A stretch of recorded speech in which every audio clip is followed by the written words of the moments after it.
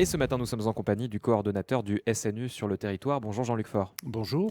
On va reparler donc avec vous du service national universel. Il y a plusieurs nouveautés cette année, on va les détailler dans un instant. Mais peut-être commencer par resituer ce SNU parce que c'est finalement un dispositif qui est assez jeune. Alors qu'est-ce que c'est que ce SNU? Donc le service national universel a été créé en 2017. C'est une promesse du candidat Macron au moment des élections présidentielles. Il a été conçu par un secrétaire d'État qui s'appelait à l'époque et qui s'appelle toujours Gabriel Attal et mis en œuvre fin 2019 à titre expérimental. Il devait être déployé dans l'Hexagone et Outre-mer en 2020 et tout a été interrompu du fait de la pandémie. En Sauf en 2020, Nouvelle-Calédonie. sauf en Nouvelle-Calédonie. En 2020, la Calédonie était épargnée par la pandémie. On a pu expérimenter le dispositif sur 80 jeunes gens.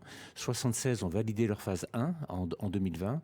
Sauf qu'en 2021, avec la pandémie qui s'était installée en Nouvelle-Calédonie et qui continuait en métropole, le dispositif n'a pas été reconduit. Il a été reconduit en métropole à partir de la rentrée scolaire de 2022. Et en 2023, au moment où les séjours de cohésion ont pu se mettre en œuvre, il faut se souvenir que nous avions une secrétaire d'État à la citoyenneté qui a fait pression pour que l'on puisse développer et remettre en œuvre le SNU en Nouvelle-Calédonie, ce qui a été fait en octobre 2023 avec 2 séjours de cohésion qui ont été organisés, l'un à la fois, l'autre à Dambéa. Alors vous avez évoqué la première phase, donc il y a plusieurs phases dans ce service national universel, on peut peut-être les détailler. Le stage de cohésion tout d'abord, et ensuite c'est vraiment un engagement des jeunes. Voilà, il y a 2 dimensions dans le SNU.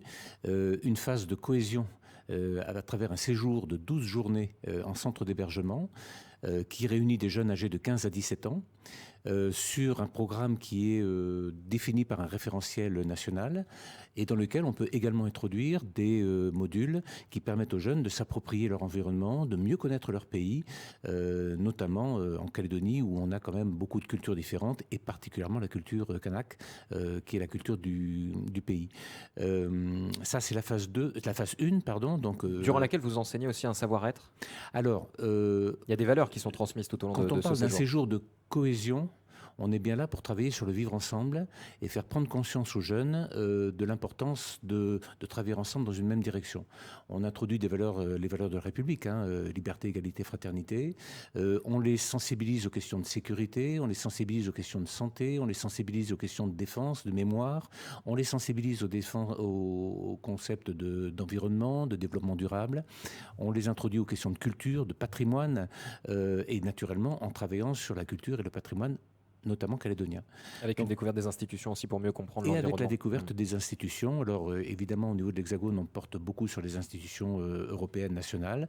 En Calédonie, on le fait aussi, mais on insiste aussi beaucoup sur les institutions calédoniennes. À titre d'exemple, pour montrer l'adaptation du SNU dans le dispositif en Nouvelle-Calédonie, lorsqu'on lève les couleurs, parce que c'est un temps fort de chaque journée dans un séjour de cohésion, eh bien les jeunes chantent la Marseillaise, mais également chantent l'hymne calédonien que beaucoup de Calédoniens ne sauraient pas chanter. Et Donc au là, bout du bout, ouais. ce temps de cohésion permet à des jeunes de découvrir qui ils sont. Et c'est vrai qu'à chaque cérémonie de clôture, on est assez stupéfait de voir les réactions, la satisfaction. Je pense que ces jeunes, comme je le dis souvent, auraient beaucoup d'exemples à donner à nos adultes en matière de vivre ensemble. Parce qu'ensuite, en plus, ils s'engagent pour des missions d'intérêt général. Voilà, donc l'année suivante, au terme de cette phase 1, ils rentrent dans une phase 2, qui est le temps de l'engagement, auquel on les prépare naturellement pendant la phase 1, pendant le séjour de cohésion. Et l'engagement, c'est faire 84 heures année dans le cadre d'une mission d'intérêt général en qualité de bénévole au sein d'une structure d'accueil qui va les intégrer dans des activités tout à fait variées. On travaille actuellement avec la Banque alimentaire, on a beaucoup travaillé avec les forces armées, la base navale, avec la base aérienne 186. On travaille avec l'accueil, je ne pourrais pas tous les citer. La province Sud a fait un gros effort pour créer également des missions pour permettre à des jeunes de rentrer dans une culture de l'intérêt général et de l'engagement bénévole. Et actuellement, je dois avoir une quarantaine, une cinquantaine de jeunes gens qui ont déjà, sur les 212 qui ont validé leur phase 1 en 2023, qui sont déjà engagés dans cette dynamique-là. Alors je le disais, il y a des nouveautés cette année. L'année dernière, il y avait eu en gros 2 stages de cohésion au même moment. Un pour plutôt les jeunes de la province Nord et de Brousse, et puis un autre pour ceux de agglomération. Là, vous avez revu un petit peu la formule. Il y a un premier stage de cohésion qui aura lieu au mois de juin et ensuite ça va s'enchaîner sur les 3 provinces. C'est ça. Alors, on vise toujours le même public, hein, c'est-à-dire qu'il n'y a pas un public province sud, un public brousse. Le SNU, le U d'universel, vise tout le monde. Et on va même accueillir cette année 10 jeunes issus de Wallis et Futuna pour le premier séjour du mois de juin. Donc 15-17 ans, aucune contrainte sur de statut scolaire, c'est-à-dire qu'un élève qui est même en terminale aujourd'hui peut candidater pour le prochain séjour de juin. La seule contrainte, c'est d'avoir entre 15 et 17 ans. On peut être valide ou pas. Un élève souffrant de handicap est bienvenu au SNU. Garçon, fille, on fonctionne dans une logique de parité. Un jeune qui est issu de la DPJEJ sur la protection judiciaire de l'enfance et de la jeunesse peut également candidater au titre du SNU. Un jeune qui n'est pas scolarisé, qui est en décrochage et qui veut remettre le pied à l'étrier est le bienvenu également au SNU. Donc 3 séjours cette année, un séjour qui va se faire du 3 au 14 juin pendant les vacances de juin, un deuxième séjour qui va se tenir en août et un troisième séjour en octobre. L'objectif, c'est de couvrir les 3 provinces et donc de couvrir tout le territoire de manière équitable. Premier séjour en juin en province sud au lycée d'Ikukewe, deuxième séjour en août au lycée Michel Rocard à Pointe-Boute et troisième séjour en octobre sur l'île de Lifou. Alors le lieu d'hébergement n'a pas encore été défini puisque quand on vise un effectif de 150 jeunes gens dans le cadre d'un séjour de cohésion, il faut qu'on ait une structure susceptible d'accueillir ces jeunes dans de très bonnes conditions. Donc vous visez 3 fois 150 Oui. jeunes. Quelle est leur motivation en règle générale pour participer et pour s'engager dans ce service national universel ? La motivation de vivre ensemble, de découvrir autre chose, de faire autre chose de leurs vacances que de traîner. On a eu beaucoup de témoignages de jeunes l'an passé qui nous disaient nous, au moins, là, on s'occupe, on fait des choses et on fait des choses extrêmement intéressantes. On découvre des copains. J'ai un jeune qui disait dans la cérémonie de clôture, on a quitté notre famille et on sait l'importance qu'a la famille dans la culture kanak. On a quitté notre famille pour en découvrir une autre. Et c'est vrai qu'il y a eu des liens qui se sont créés et moi, je compte beaucoup sur nos volontaires d'octobre 2023 pour être des ambassadeurs du SNU auprès des jeunes qui vont candidater cette année. Et j'encourage fortement les chefs d'établissement scolaires qui sont en train actuellement de faire la promotion du SNU à utiliser ces jeunes pour leur faire témoigner devant des candidats potentiels dans les établissements scolaires. Parce qu'on le disait, c'est un dispositif encore assez nouveau. On entend service national universel, Oui. certains peuvent confondre avec un service militaire. Ça n'a rien à voir. Alors ça n'a strictement rien à voir. L'armée intervient, mais sous l'aspect du centre du service national d'une part et de l'Office national des anciens combattants victimes de guerre d'autre part. Ils animent un module qui dure une journée et qui s'intitule Défense et mémoire et dont l'objectif est d'aboutir au diplôme de la JDC, Journée Défense et Citoyenneté. Mais tout le reste, ce sont des sensibilisations citoyennes et non pas militaires. N'oublions pas qu'on s'adresse à des jeunes mineurs, ils ont entre 15 et 17 ans, le service militaire concernait des jeunes majeurs au-delà de 18 ans. Avec quand même un cadre rigoureux où on apprend aussi les règles, et vous le disiez tout à l'heure, la cérémonie des couleurs, là on reprend quand même certains codes des armées. Alors, le lever des couleurs n'est pas que militaire. Tout Français digne de ce nom respecte le lever des couleurs. Oui, des codes de la discipline. On a une structure avec un encadrement extrêmement bien ficelé. Les jeunes sont répartis dans des maisonnées de 12-13 jeunes gens. Les maisonnées ne sont pas mixtes. On a 6 maisonnées par compagnie.